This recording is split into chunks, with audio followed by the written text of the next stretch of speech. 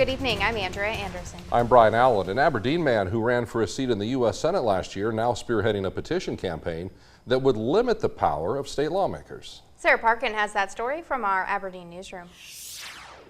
Brian Banks wants to add one sentence to the state's constitution, and that one sentence could cement the will of the voters for 7 years. The proposed amendment to the Constitution would do one thing: prohibit state lawmakers from repealing or amending a measure that has been passed by voters for at least 7 years from the enacted date. It will make the process more secure in the sense that when people vote on something, you have a direct voice of the people saying this is what we want. And when the legislature is free to go, you didn't really understand what you were doing and we don't want that, that is wrong. It counters the direct will of the people.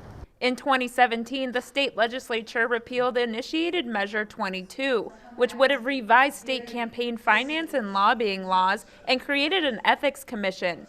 Banks said this is one example of lawmakers abusing the will of the people.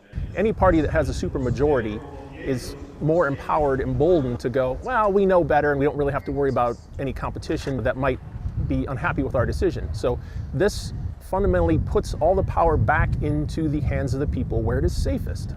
Banks said he will start collecting signatures for the proposed amendment within the next month, and he is confident South Dakota voters will want to protect direct democracy as much as they did in 1898, when the state became the first to give its citizens the right to pass and nullify laws. So we are the first state in the country to adopt direct democracy with the ballot initiative process, where the voters get the opportunity to submit things that they want to happen and have it voted on by everybody. You know, you either believe in direct democracy or you don't. And if you're a voter, you should believe in it.